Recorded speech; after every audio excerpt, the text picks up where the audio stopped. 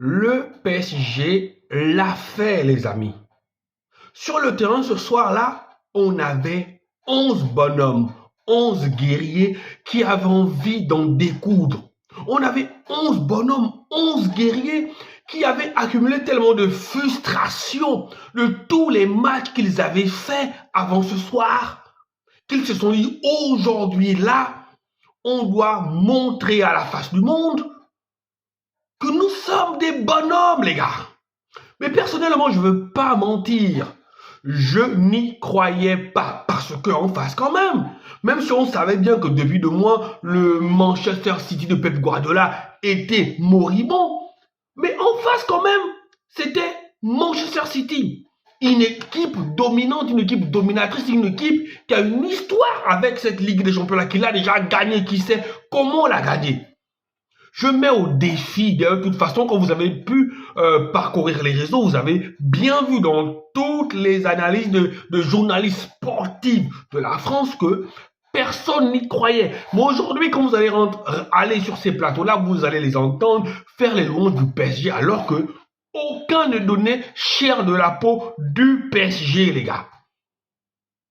Et quand tu vois la première mi-temps, domination totale, tu ne reconnais pas Manchester City. Même si au départ, quand tu vois la composition de départ avec une attaque Doué, Barcola, Kanginli, tu te dis quand même que là, c'est quand même léger. Mais on avait déjà vu les intentions, les prises de balles, les courses, excusez-moi, que ce PSG-là était supérieur à Manchester City sur tous les compartiments, aussi bien technique, physique, tactique que tout. Ce PSG-là ne s'est pas affolé comme d'habitude, même après avoir encaissé coup sur coup le premier but à la 50e minute et le deuxième but à la 53e minute. Sincèrement, quand j'ai vu 2-0 Manchester City, malgré la domination, Manchester City minute 2-0, je me suis dit, aïe aïe aïe.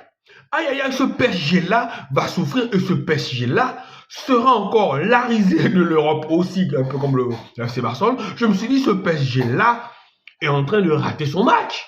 Et là, c'était une élimination qui pendait au nez du PSG. Mais ce PSG-là ne s'est pas démonté. Elle est restée calme, elle a continué à aller de l'avant, elle a continué à jouer son football et elle a fait plier Manchester City, les amis.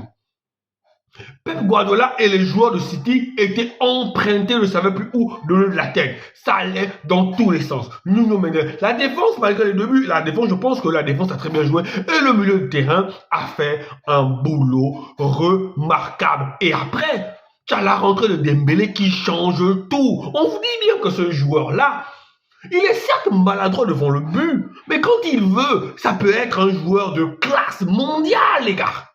Je ne dis pas que tous les jours, je dis ce joueur-là, quand il veut, il peut être un joueur de classe mondiale. Les prises de balles, les appuis, les courses, la déstabilisation, les dribbles, il a tout ce Dembélé. C'est parce que je pense que Dembélé ne se prend pas au sérieux. C'est parce que Dembélé ne travaille pas devant les buts suffisamment. Mais Dembélé, c'est un joueur d'un niveau stratosphérique. S'il avait eu la rigueur de un Cristiano Ronaldo, ou avec un peu de sérieux seulement, Dembélé a un autre niveau. Dembélé a un autre niveau. Et là, on a vu les joueurs importants du PSG qui ne se sont pas déminés. On a eu un grand Dembélé, on a eu un bon Bradley Barcola, on a eu un Neves. Mais ce jour-là, c'est une perle en fait. Ce jour-là, c'est un joueur qui ne ménage pas ses efforts. Gros abattage de Joao Neves, les amis. Ce petit joueur-là, il a de l'avenir. Il a de l'avenir et c'est lui qui vient de donner de sa personne. Il met son but, les gars. C'est comme ça qu'on veut voir ce PSG-là. C'est comme ça qu'on va voir ce PSG-là. Je ne dis pas que le PSG va gagner la Ligue des Champions, parce que non, je ne pense pas qu'ils vont gagner la Ligue des Champions, mais ils ont été concurrents à la maison. Et là, maintenant, ils se sont donné de l'air. D'après les statistiques disent qu'ils ont 9 chances sur 10 de passer. Mais ne nous fions pas aux statistiques. Là, le match, ça va être en terrain hostile. Ça va être une finale à Stuttgart. Là, c'est le même nombre de points, mais le PSG est devant. Le PSG dans cette configuration-là, le PSG aura juste besoin d'un match nul pour assurer sa qualification. Mais il faudra que si le PSG veut continuer à faire une bonne campagne de Ligue des Champions, il faudra que le PSG garde l'état d'esprit qu'elle a eu ce soir. Que le PSG aborde tous ses matchs de Ligue des Champions avec cet état d'esprit-là.